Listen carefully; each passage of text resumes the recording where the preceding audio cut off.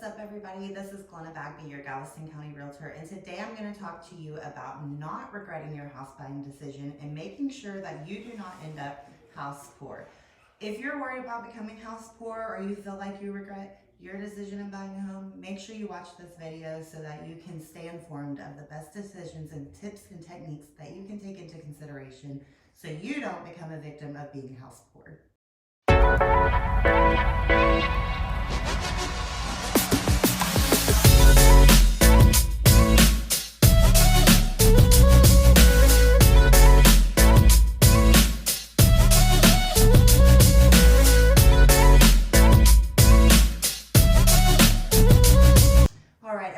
So you've probably heard the general rule of thumb is 35% of your overall take home is what you can spend on a mortgage.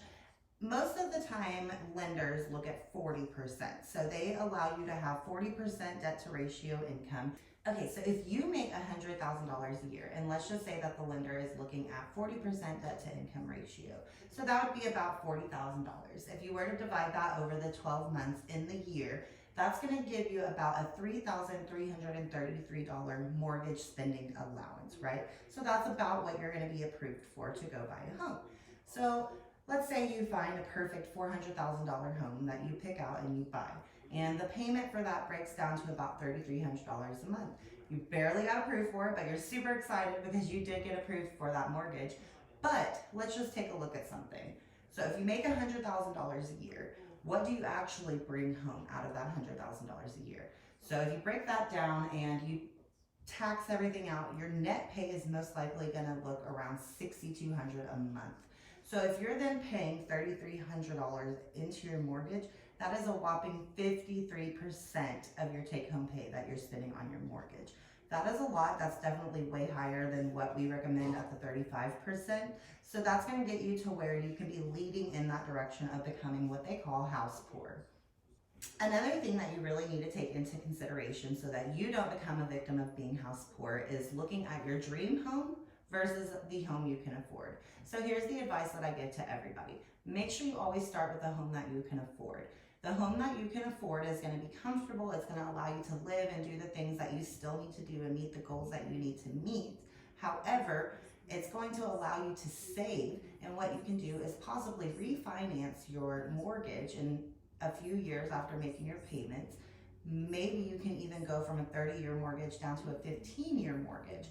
Try to get your houses paid off as quickly as you possibly can so that then you can end up buying another house. Another thing that you want to make sure that you look at when you're looking at buying a home is consider all of the expenses for every single home that you look at. So each home is going to have different utility amounts, different insurance amounts, different HOAs, different maintenance expenses that you might have to worry about. Maybe you have a pool at one and don't have a pool at the other. These are all factors that you really need to take into consideration when you're buying a new home, because these are things and expenses that people don't always consider. They think, oh, okay, I have a $3,300 mortgage, but I have zero money left to pay for any of these expenses that might come up. A really great tip of not becoming house poor is to put a larger down payment if you can.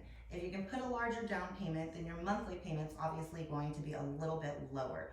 That gives you the extra money to spend on investing, saving, maintenance, repairs, and all of the other things that you might need. Really important thing that you want to do to make sure you never become house poor is making sure that you do have a savings fund for housing expenses. So let's just say you lose your job, things get a little tight financially, you have a fund that you can draw back on to pay your mortgage, to pay HOAs, to pay insurance, or any of those unforeseen expenses that you might not have money for if you don't have a savings fund. So many people come to me all the time and they say, Glena, I make $100,000, $200,000 a year, but I don't understand why I'm still broke. I think it's because I eat out all the time, or I do this, or I do that. 9 times out of 10, the reason that you're broke is because you got into a situation with either a car or a house. It's usually those big ticket items, not the little ones that we think it is. It's typically cars and houses that lead us to overspending our debt to income ratio that we can truly afford. One of the biggest problems with becoming house poor is that you don't have any extra money to save for all of the other things that you want in life. So if you're spending all of your money on your mortgage, you're not going to have money for other investments, for other real estate investments, saving investments, insurances, outings, family trips, the things that you really need and want to do to thrive and be happy in life, typically you won't be able to afford because your mortgage is so high. So I hope that these tips will help you to make an educated decision in buying your next home and not becoming a victim of being house poor. Again, guys, my name is Glena Bagby. I am your Galveston County Realtor, and if you are looking to buy a house in the Houston or Galveston area, I hope you will reach out.